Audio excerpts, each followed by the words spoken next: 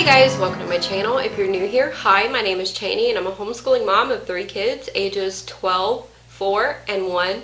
And today I'm going to share with you a little bit of a first impressions flip through of Curiosity Chronicles, snapshots of early modern history. I got this secondhand, but this is something that I'll be implementing throughout. We are using Curiosity Chronicles ancient history at the moment, but there's not a lot of reviews past ancient history. I don't know if that's because people tend to use this for 1 year and stop, or because it's still a fairly new curriculum.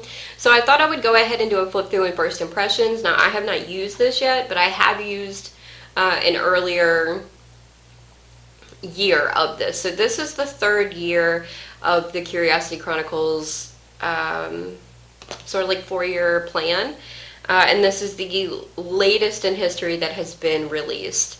Now this is volume 1. There is a second volume that is planned to release. It has not released yet.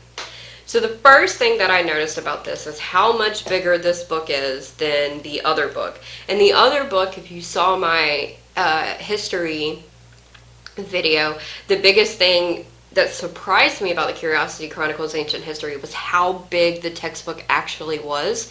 This is even bigger. It's about twice the size of the Ancient Histories book. It's huge. If you can see how it is compared to the Instructor's Guide, it's taller than the Instructor's Guide.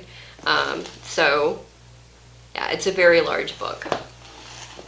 Now, I don't have the student notebook to flip through for you. I did not purchase that. It didn't come with the set that I purchased. And I don't know if I'm going to get the student notebook again. I will say the value in it is that it helps. It's not invaluable. I just don't know if I'll use it again. Does that make sense? I add in so much to our unit study that I'm not sure. They bring in vocabulary, which you don't get out of this. They bring in the map work and the coloring pages, and all of that is really great. But like I said, I add in a lot of activities and games and that kind of thing. This also has a lot of activities into it that I'm not sure the paperwork is working for us. But that's something that I'll update you on when I do my review of ancient history. I just kind of wanted to throw that out there, that there is a student workbook that comes with this that I don't have right now. So the first thing that I'm going to show you is the Instructor's Guide. Now, I am accustomed to this because I have, earlier years of Curiosity Chronicles, but the way that it works is it's going to have an introduction, so it sort of explains to you how the course works and how you're going to use this Instructor's Guide. And I've said before, this is the meat of this curriculum. If you get anything in this curriculum, you need this, because this is the curriculum essentially. Like, everything else kind of goes along with it, but you need this. You don't need the physical copy of it. I will say that. You could get this in the form of a PDF and it would work just fine. I just got this because it came with the set that I bought. And I did buy this secondhand at about half the price that it would normally go for if you buy it new. These are sample schedules that you have for this, so you can do 2 short lessons a week, 2 long lessons a week, 1 long lesson a week, and there's 2 different schedules for that, 4 short sessions a week, and 5 short sessions a week. So this really goes through all of the, it gives you so many different options. It's very malleable for how your school is built. And then here are the reading suggestions. They're going to give you chapter books, informational books. There's going to be some spine books that they're going to recommend. I have not personally gone through this, and I'm not going to read to you all of the book suggestions because that's essentially what you pay for when you buy this. However, because of the time period, how I judge history in this time period is I flip to the part about the slavery, and how it handles that determines how I feel about the curriculum. I'm just being honest. So the first place that I noticed slavery is here. So we have West Africa and slavery. This is towards the end. The Caribbean, and then maybe that's the only place that mentions it. West Africa and slavery and the Caribbean. I swear I saw somewhere that they included the transatlantic slave trade.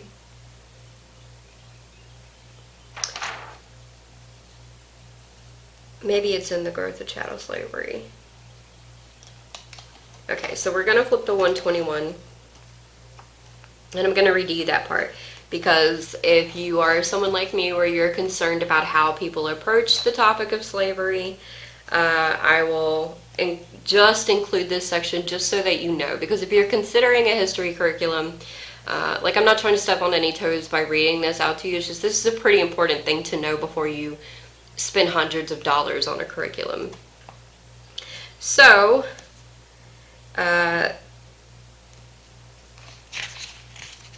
this talks about fractals, the Great Wall of China, voodoo, the walls of Benin.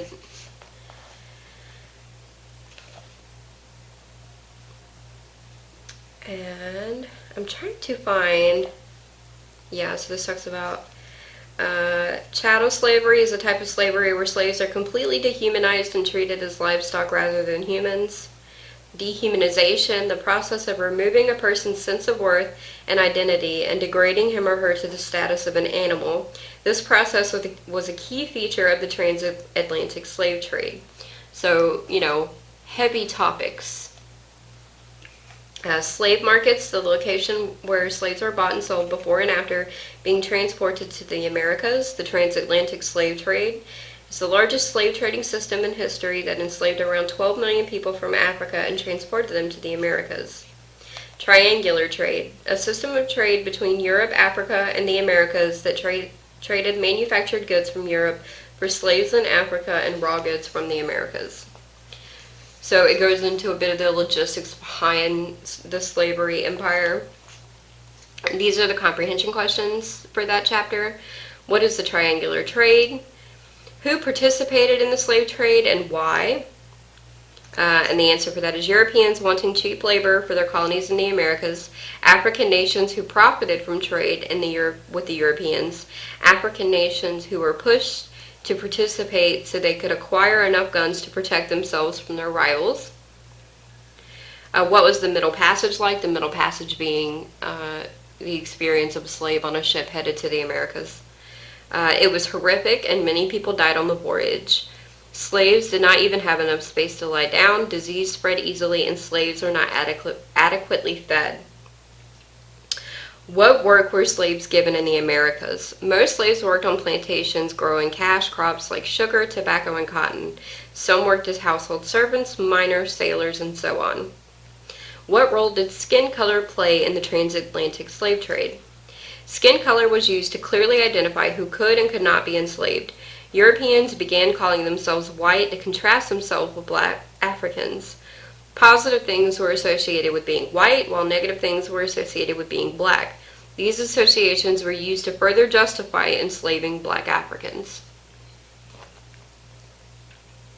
What do you think questions? The slave trade is a depressing topic to learn about. Despite that, why is it so important to learn about it? There is no coloring page for this chapter because of the sensitive nature of the topics being covered.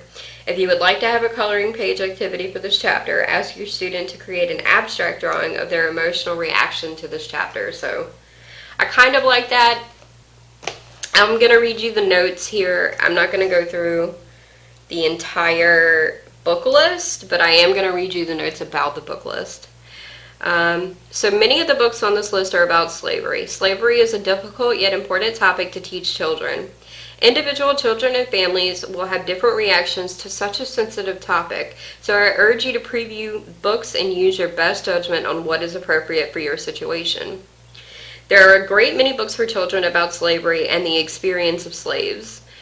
These books tend to focus on the end of slavery in the 1800s, the American Civil War, and the Reconstruction era. Those topics will be covered in future volumes of Snapshots of History. Some of the recommendations below focus on slavery in the United States, but I tried to choose books that had a broad enough view to apply to this earlier period of slavery. If you would like to add more breadth to your study of slavery now, there are more options to choose from. Virginia Hamilton is a fantastic author to start with if you want to look for more options. I will say, this is like a really particular thing, but I prefer when they don't use the term slaves, but enslaved people.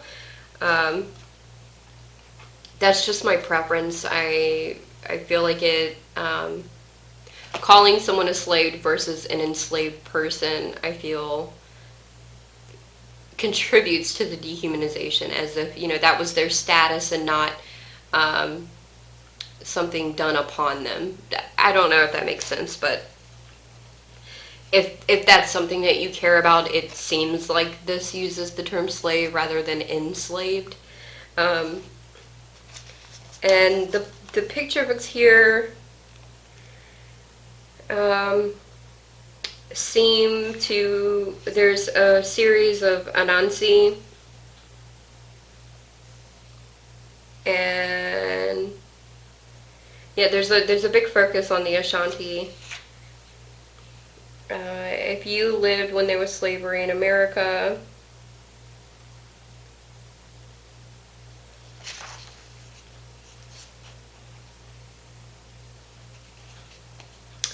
this includes a Kente cloth paper weaving as an activity, and then a history of slavery report. The transatlantic slave trade affected a large portion of the world, and slavery has impacted nearly every corner of the globe. Slavery can often seem like an abstract evil.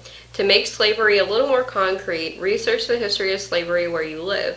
Depending on where you live, there may be a lot of resources available or very few. Even if there are not many resources available, there is likely a history of slavery in your area.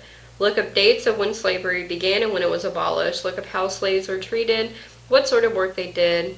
Find out how common slavery was in the area. If possible, find the life story of a slave from that area. If you live in an area with a long history of slavery, visiting a museum or location associated with slavery can bring an extra level of depth on the topic. Now, we live in Georgia, so enough said. We do have exhibits specific to the experience of enslaved people in our area. And that will be something that I'll probably do with my 12-year-old. But I just wanted to preview sort of this section because the approach to slavery is like a make or break for a lot of people. So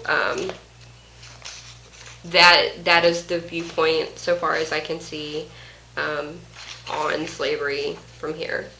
And then there is also a chapter on Caribbean pirates, and I am planning at some point in the future a little mini study on pirates. So we might actually use some of these chapters before we actually dig into the curriculum.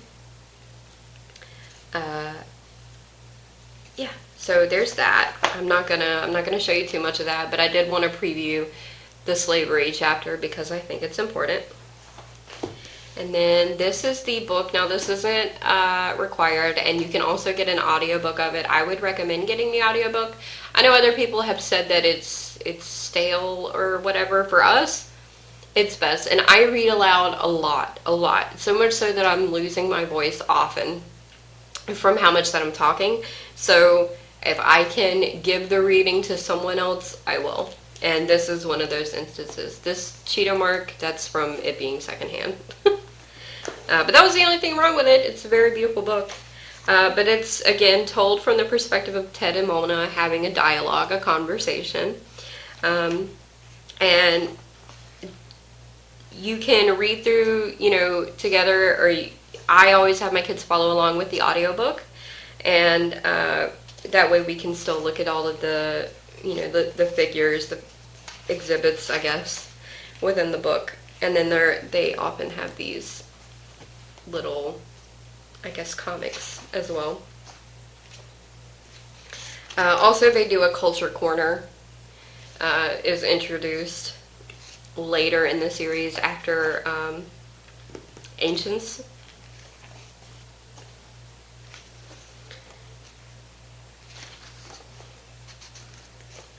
I love this painting, by the way. It's like one of my favorites.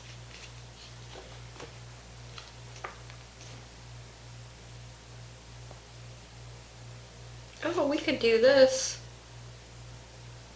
with our arthropod unit. Look at there.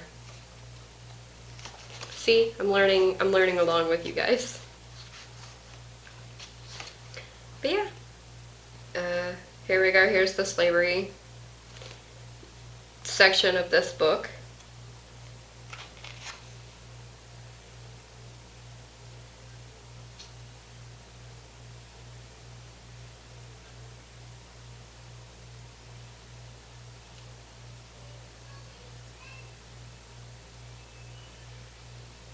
Sorry, I was taking a second to actually read the meat of the chapter.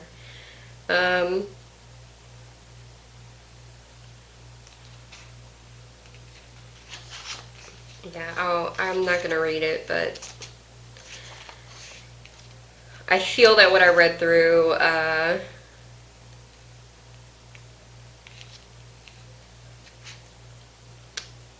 Ted, number 9, slavery was necessary for the American colonies to be successful. Mona, I'm not comfortable with saying slavery is ever necessary, but the colonies in the Americas could not have developed how they did without slavery. Colonies all across the Americas were built on slavery. Did they have to be? Well, the crops being grown by slaves in the America are called cash crops. Cash crops are things like sugar and tobacco. Cash crops aren't necessary to live. They're luxuries. Colonies were growing with these crops because they wanted to make more money. Slavery was one way for plantation owners to make even more money off of cash crop because it didn't pay for labor.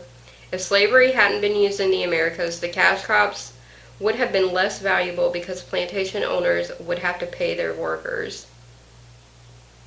They would also have had to convince people to work for them. Both of those things would have absolutely slowed down how fast the colonies in the Americas grew. It's hard to say what history would look like if that happened, but slower growth isn't necessarily a bad thing.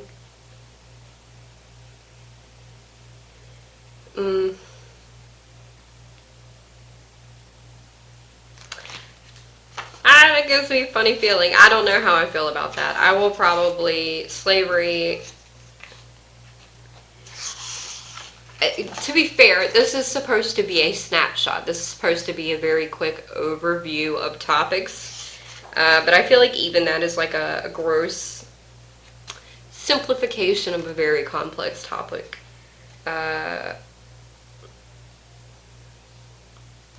Final point, number 10, Africans were enslaved because they were black. Slavery didn't start off as being about skin color, but it certainly became about skin color. There's like a side tangent on the fact that white people aren't white. I don't know. It's a weird topic. I don't know if anyone could really cover it perfectly. But yeah, I did want to share that aspect of it because, you know, it's an important thing. And then last but not least, I'll read through the table of contents just so you can see the scope of this course. So it begins with Elizabethan England, the riches of Spain, control versus liberty in Eastern Europe, the Gunpowder Empires, war and peace in the East, the newest global empires, West Africa resists colonization, art and science in Europe. This includes the Baroque era, which we're studying Baroque music right now, so I thought I could probably squeeze a lesson into our Baroque study as well. The rise and fall of empires, the question of kings, East Africa forces Europe out, natives and colonists in North America. Oh, that's another one I should probably look at how they deal with. Sorry, I'm going to continue. Britain and Ireland, the East aims west, West Africa and slavery, the Caribbean, the first global war, and changes in America. So there you go. There you have it. There's my first impressions are, I feel funny, but I'm going to use it. I will just, when I come to things I feel funny about, I'll tweak or add in or take out as I see necessary. But yeah, If you have any more questions about this, let me know in the comments down below, and I hope you enjoyed this video. Bye!